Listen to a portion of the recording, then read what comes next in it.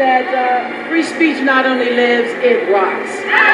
Maybe Al Gore was worried about the power of the industry, or maybe he was self-serving because he actually raises cattle himself. And if you look at Al since he left office, there is no doubt in my mind that he's eating well too many of them.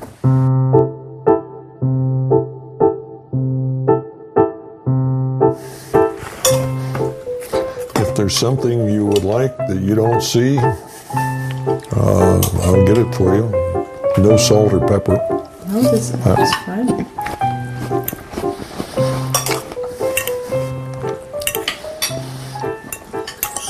What was your favorite meat product when you were a kid? Hamburger. Hamburger? You ate a lot of hamburgers? Yep. The best meal in the world was pork and beans, potato salad, and hamburger. I could eat that 3 times a day, every day. Breakfast, lunch, and dinner. Didn't make any difference. Really? Loved it.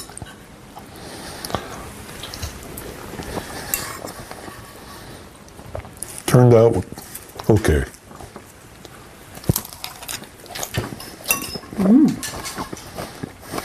Why so, not say it turned out great?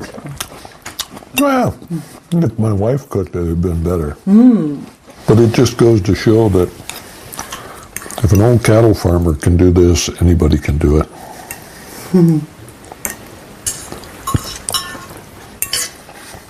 It's just a matter of time. It doesn't mean that we should slack off on what we're doing. But if we do everything we have the capability of doing, we will win. There's no doubt in my mind. The FAO has made some very interesting calculations. Between 1950 and the year 2000, the world population grew from 2.6 billion to 6 billion people.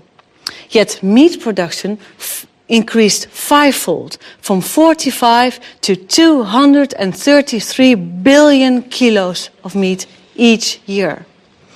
It's predicted that there will be 9 billion people living on our planet by the year 2050.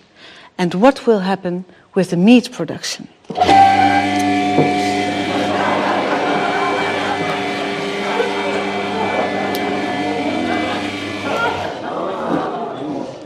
The meat production will double to 450 billion kilos of meat by the year 2050. And of course, the greenhouse gas emissions will double too. And I'm talking about kilos of meat every time, but of course we are talking about living and breathing animals. In a lifetime, the average European will eat 7 sheep, 24 rabbits, 43 turkeys, 789 fish, a third of a horse, 5 cows, 42 pigs, and 900 chickens. So the average European devours 1,800 animals in a lifetime.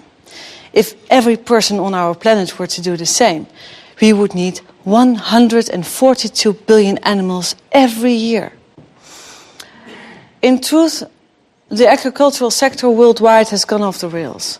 The cycle has become completely disrupted because we have started to produce meat as cheaply and intensively as possible.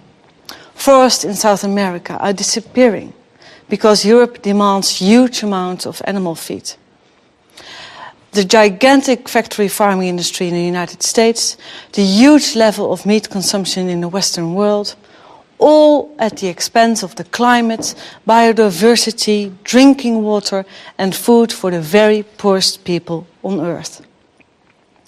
If we don't change our eating habits, we will be consuming 450 billion kilos of meat by 2050. What does that mean for our planet? Dr. Steinfeld, what does it mean for our planet? What's your scenario? Well, there is a pessimistic scenario, and that is that nothing is done about it, and we continue to produce animals in the way we do right now. And in that case, the environmental impact is going to deteriorate beyond measure. And there is a need to urgently address this issue and to deal with waste, to deal with greenhouse gas emissions, to deal with biodiversity losses. And measures are available, technology options are available. What is lacking is the political willingness to act on these and to steer the livestock sector into a more sustainable way. But suppose we eat no meat for, let's say, 1 day a week. Will that have any positive impact on the environment? What do you think? Well, the impact of livestock production is probably disproportionately high compared to other sectors. So reducing consumption is likely to have a positive impact on the environment. What do you expect? Are we going to eat less meat in the future? I think that the human health concerns and the animal welfare concerns and the environmental concerns will be increasingly appreciated by a growing number in the public, and that will lead to a slow decline in, at least that's my personal prediction, to a slow decline in the consumption of meat in particular. Okay, thank you. Dr. Steinfeld is not very optimistic, but he also points to a lack of real political will to change things. Yet, is this enough to lead us to despair? Well, I don't think so. There are some rays of hope, tiny rays of hope.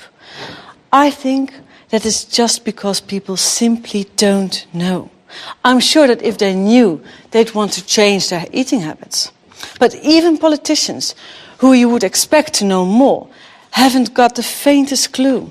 This became crystal clear during a recent debate on deforestation in the Dutch parliament. De ontbossing, meneer Blom, zoals u weet, wordt voor een heel groot deel ook veroorzaakt door onze intensieve veehouderij. Ja, ik vind het altijd verbazingwekkend hoe de Partij van de Dieren in staat is om een onderwerp per interruptie te introduceren wat absoluut niet gaat over de tekst die ik hiervoor uitsprak. U moet mij niet kwalijk nemen dat ik geen idee heb wat de relatie is tussen intensieve veehouderij en de relatie tot ontbossing. Ik weet niet waar. Het spijt me, maar dan moet ik u helaas het antwoord op schuldig blijven. Nee, dat zie ik me waarschijnlijk niet, maar ik weet het gewoon niet. But in fact, it's all so simple. Less meat, fewer animals, reduced greenhouse gas emissions, reduced water use and less deforestation. Johan Rank has directed music videos for Madonna, Beyoncé and Robbie Williams. And when he heard about the environmental problems caused by livestock farming, he thought, shit, man. And made a very simple yet very effective short film that I don't want to keep from you.